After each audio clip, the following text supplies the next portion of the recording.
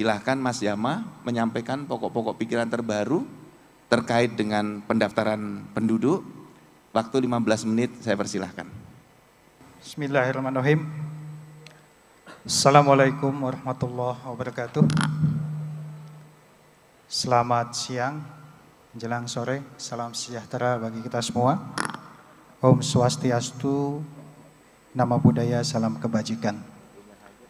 Yang terhormat Bapak Dirjen Dukcapil, Profesor Dr. Judan Arif Fakrullah, SHMA. Yang saya hormati Pak Sesdijen dan Ibu Bapak Direktur, juga Ibu Bapak semuanya, para kepala dinas Dukcapil, Provinsi dan Kabupaten Kota atau yang mewakili, dan semuanya rekan-rekan yang berbahagia.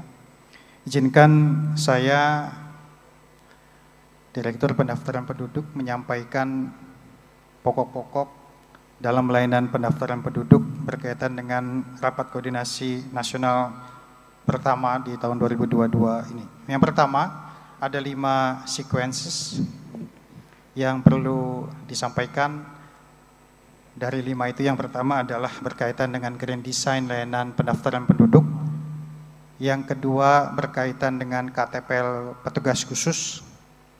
Yang ketiga berkaitan dengan daerah dengan target perekaman dan KIA yang masih belum tercapai, dan ada strategi-strategi yang perlu kita samakan persepsinya. Yang keempat, layanan pendaftaran penduduk atau layanan adpinduk di luar negeri. Dan yang terakhir adalah berkaitan dengan levelisasi yang tadi Bapak Dirjen Dukcapil sudah sampaikan, ada 10 indikator. Yang pertama, Ibu Bapak semuanya, berkaitan dengan grand design layanan adminduk. Sebagaimana tampak di layar, ada sejumlah hal yang perlu kita samakan persepsi. Sebagaimana kita tahu, dalam bidang pendaftaran penduduk itu kita harus terus fokus melaksanakan peraturan Menteri Dalam Negeri secara teknis, bagaimana mengeluarkan biodata dengan NIK-nya, kemudian kartu keluarganya, KIA-nya, surat keterangan kependudukannya, petsusnya, penghayat kepercayaannya. Nah, itu semua ada penekanan-penekanan yang perlu kita lakukan pemantapan di tahun 2022, khususnya di bidang di layanan pindah datang penduduk. Sebagaimana surat edaran yang sudah disampaikan tanggal 28 September 2021, salah satunya adalah di situ diminta Ibu Bapak untuk memastikan layanan pindah datang penduduk itu tidak perlu melakukan pengantar RT RW. Ada juga di Permen 108 ditekankan di pasal 36, ketika penduduk yang pindah masuk dan pindah keluar, perlu dilakukan koordinasi data, daftar penduduk yang masuk dan penduduk yang keluar, sehingga kecamatan, kelurahan, RT RW bisa mendapatkan update data sesuai kebutuhan. Nah, ini silahkan berkreativitas, apakah daftarnya manual, per bulan, per 2 bulan, per minggu, atau by aplikasi, bagaimana caranya, sehingga data juga aman. Tolong ditindaklanjuti pasal 36 Permendagri 108 tahun 2019. Sudah banyak kabupaten kota yang melakukan pendekatan by aplikasi, sehingga sampai tingkat RT RW itu terinformasikan penduduk yang masuk ke dalam kota kabupatennya dan penduduk yang keluar dari kabupaten kotanya. Kemarin Depok sudah saya lihat, Balikpapan sudah, Kota Surabaya sudah, beberapa kabupaten kota juga saya lihat sudah. Nah, silahkan Ibu Bapak yang belum, tolong terapkan hal itu. Ada satu lagi di dalam pindah datang penduduk itu adalah melaksanakan pasal 31 Permendagri 108 tahun 2019, yaitu komunikasi antar dinas Dukcapil secara elektronik yang sementara ini banyak kita lakukan melalui WhatsApp group. Nah, ini mudah-mudahan nggak waktu lama sudah mendapatkan lampu mendekati hijau dari Bapak Dirjen, aplikasinya sudah siap, perangkatnya sudah siap, servernya siap, jaringan siap, tinggal dimatangkan, diminta arahan terakhir dari Bapak Dirjen Dukcapil. Tadinya niatnya mau di Rakornas ini cuman belum kesampaian. Waktunya padat sekali. Itu yang berkaitan penting di pindah datang penduduk di pasal 36 dan pasal 31 di Permendagri 108. Ibu Bapak semuanya, nanti akan ada juga revisi di Undang-Undang Adpinduk berkaitan dengan pindah datang penduduk WNI antar negara. Nah, ini belum banyak disentuh oleh kita, termasuk juga pindah datang penduduk yang dari Indonesia ke luar negeri dan dari luar negeri ke Indonesia. Di undang-undang jelas diamanatkan harus melapor 14 hari sebelum rencana keberangkatan, ini masih banyak belum dilakukan. Nanti kita akan sentuh ke sana. Kemudian Ibu Bapak semuanya, berkaitan dengan distribusi pengelolaan belangko KTP elektronik, diupayakan peran provinsi untuk dimaksimalkan untuk mengkoordinasikan distribusi belangko di antara kabupaten kotanya. Jadi yang semangat gotong royong yang sudah sampaikan Bapak Dirjen tadi pagi itu bisa dilakukan, yang kosong segera berkoordinasi difasilitasi oleh provinsi untuk melakukan gotong royong supaya tidak kosong. Kemudian Ibu Bapak semuanya berkaitan dengan penduduk rentan Adpinduk, nah ini penting sekali. Dari sejumlah penduduk yang sudah terdata dalam database pendudukan, ada yang memang masih belum memiliki NIK dan belum dilakukan perekaman. Saat ini sedang berlangsung sesuai dengan surat Kementerian Sosial baru-baru ini, dan tadi pagi juga saya sudah edarkan menguatkan untuk teman-teman DKI, Pak Kadis DKI, Jawa Tengah, Jawa Timur, dan Jawa Barat untuk memaksimalkan pendataan penduduk rentan, khususnya ODGJ di beberapa balai yang masih belum dilakukan pendataan dan perekaman. Kementerian Sosial ingin segera diselesaikan berkaitan dengan BPJS Kesehatan dan Bansosnya. Kemudian ada sejumlah penduduk rentan, orang terlantar, komunitas adat terpencil, miskin ekstrim, korban bencana alam, bencana sosial, transgender, dan disabilitas. Ini yang memerlukan perhatian khusus kita untuk melakukan effort lebih dalam pendataan, penerbitan dokumen kependudukannya. Kemudian ada juga, ini slide-nya nggak muncul. Ada juga yang berkaitan dengan pengelolaan tanda tangan elektronik. Kami harapkan Ibu Bapak terus berkoordinasi dengan tempat kami di Direktorat Pendaftaran Penduduk untuk mereka yang belum atau akan memperpanjang tanda tangan elektroniknya, segera berkoordinasi dengan kami sebelum masa berakhir, atau misalnya 2 tahun, mendekati 2 tahun sudah mau habis, segera berkoordinasi, akan gantian berkoordinasi, mutasi, kemudian UPT yang akan membuat tanda tangan elektronik, jauh-jauh hari berkoordinasi dengan tempat kami. Kita masuk ke slide berikutnya. Ibu Bapak, perlu saya sampaikan grand design sampai 2024, target-target yang harus kita ketahui dalam bidang pendaftaran penduduk. Yang pertama adalah berkaitan dengan kebijakan yang harus dilahirkan dalam tahun 2022, ada 2 regulasi, 2021 dan 2022 itu ada 2 regulasi, yaitu berkaitan dengan penduduk non-permanen dan spesifikasi belangko KTP elektronik yang termasuk hari ini kita sosialisasikan siak terpusat, yaitu digital kependudukan ID. Jadi ada 2 regulasi yang perlu kita selesaikan. Yang kedua adalah berkaitan dengan persentase penduduk rentan, tadi sudah saya singgung, ini harus segera diselesaikan, jemput-jemput bola dilakukan secara intensif oleh Ibu Bapak semuanya. Kemudian ada target jumlah perwakilan Republik Indonesia di luar negeri yang perlu dilakukan layanan Adpinduk. Kemarin Bapak Dirjen sudah ke Amerika Serikat, Pak Tafib juga sudah ke sana, saya ke Eropa, sudah berjalan di beberapa negara di dunia perwakilan Indonesia yang melaksanakan layanan Adpinduk. Ini ada target-target yang harus diselesaikan. Tahun ini ada 15 perwakilan yang harus difasilitasi untuk layanan Adpinduknya. Kemudian KIA yang tahun 2021 sejumlah 30%, tahun 2022 harus 40% capaian targetnya. Kemudian identitas sebagai pengait kepercayaan ini terus juga diaktifkan, dilayani dengan sebaik-baiknya karena ini isunya sangat sensitif. ada keluhan-keluhan yang disampaikan pada kami, ada dirasa diskriminasi dan seterusnya, mohon untuk dilayani sebaik-baiknya. Kemudian ada juga petugas khusus, nanti akan kita singgung mengenai petugas khusus. Ada beberapa daerah yang belum kami approve juga aplikasinya berkaitan dengan surat edaran terbaru kami. Kemudian ADM, jumlah daerah yang melakukan pelayanan secara daring melalui ADM ini sudah melampaui target nasional juga, sebagaimana perekaman dan KIA. Kemudian pendataan penduduk non permanen. Kemudian ya ini berkaitan dengan regulasi yang sedang dicapai untuk diselesaikan.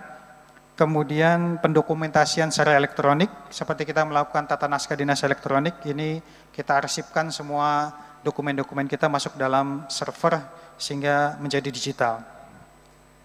Nah terakhir yang nomor 14 adalah korespondensi pelaksanaan kedinasan secara elektronik, termasuk dalamnya adalah pindah datang penduduk yang dikoordinasikan melalui aplikasi.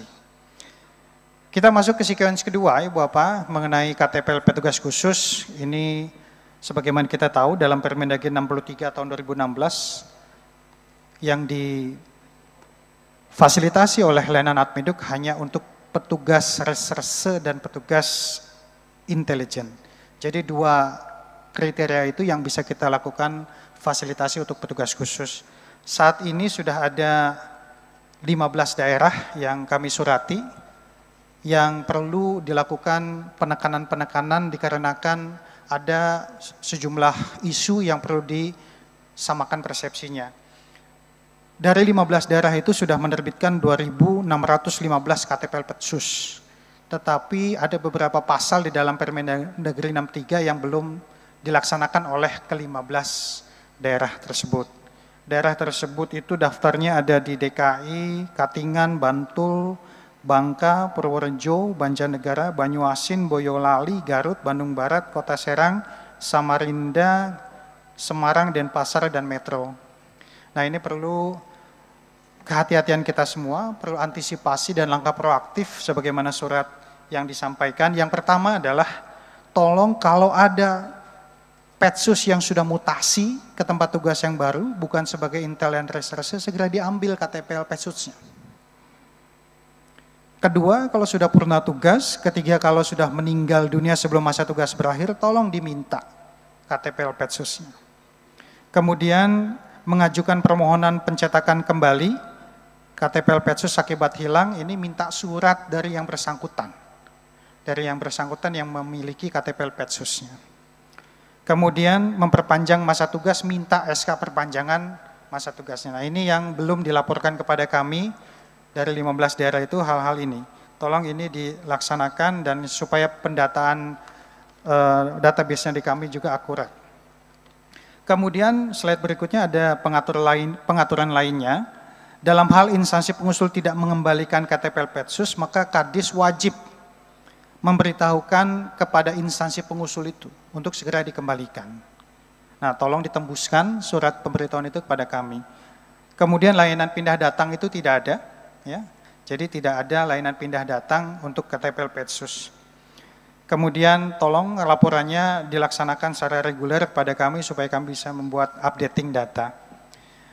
Selain itu ada 5 daerah yang sedang proses di kami untuk mendapatkan Petsusnya. Ya Bapak semuanya, kita masuk ke sequence ketiga, daerah dengan target kinerja perekaman KTP dan KIA yang belum tercapai. Kalau kita lihat di slide berikutnya ini, kita sudah berhasil mencapai target nasional di tahun 2021 sebanyak atau sebesar 99,21%. Alhamdulillah, terima kasih Bapak. Jadi kalau sudah ditetapkan Bapak Dirjen 99,2%, kita sudah mencapai 99,21%. Dan per tanggal 15 Januari 2022 itu sudah 99,31. Ini masih hitungannya proses yang tahun 2021. Jadi kalau secara target nasional kita sudah berbangga hati.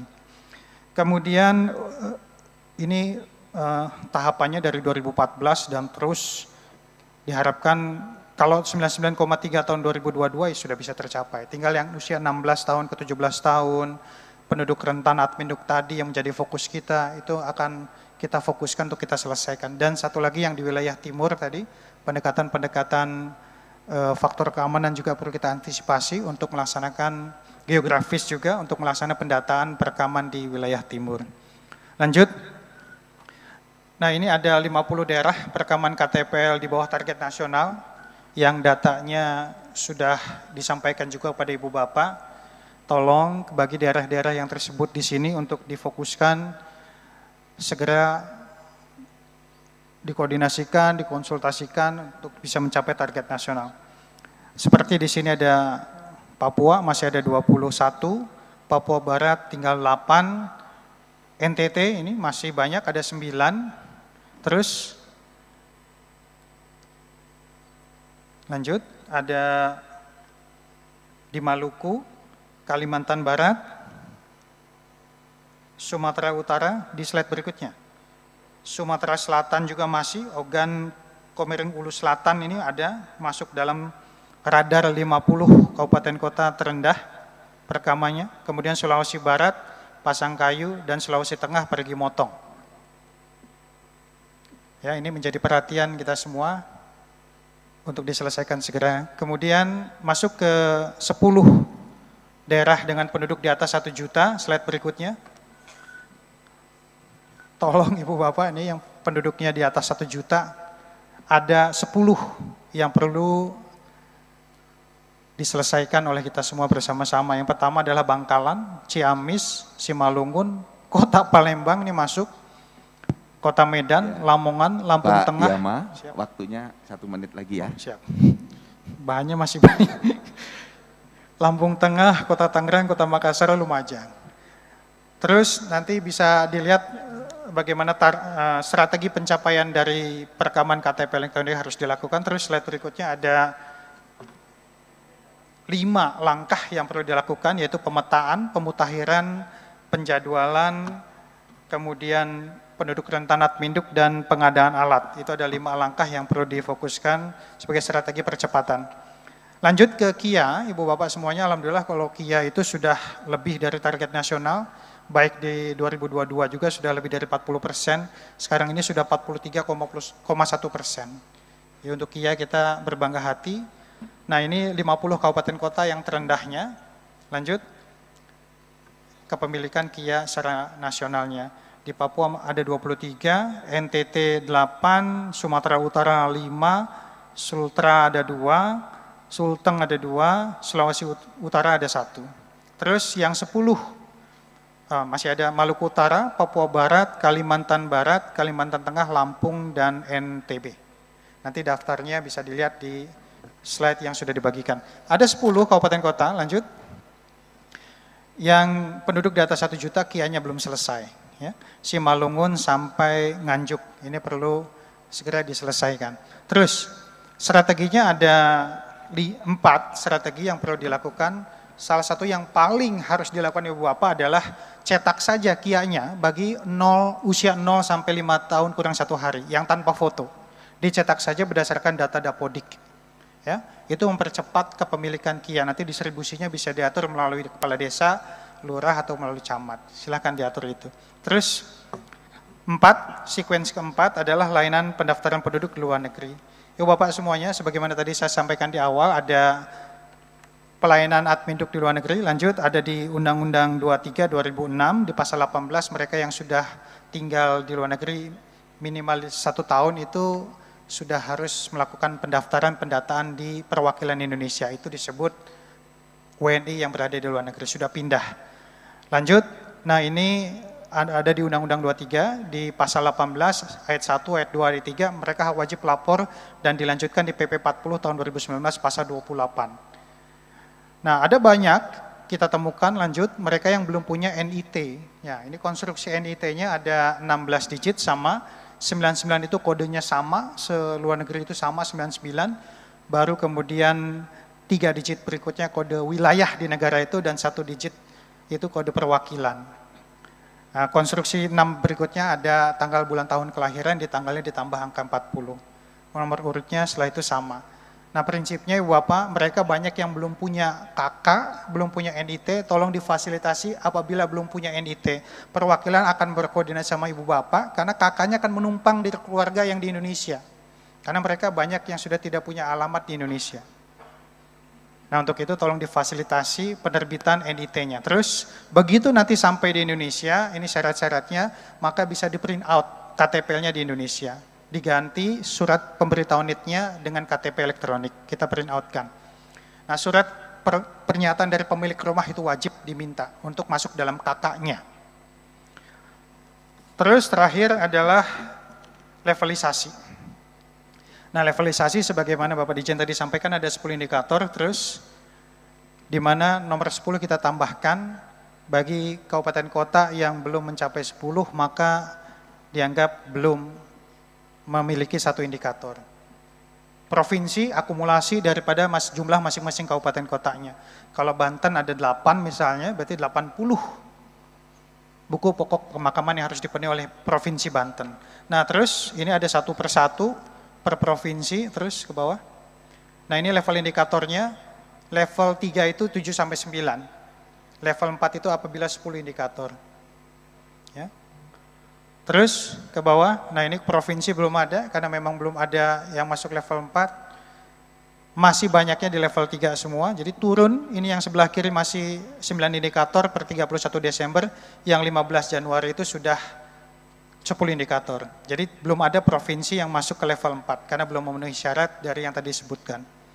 Lanjut ke bawah ada per provinsi ada kabupaten kotanya di mana semuanya bisa dilihat di sini. Terus saja sampai akhir, slide paling akhir sebelum terima kasih. Datanya adalah ada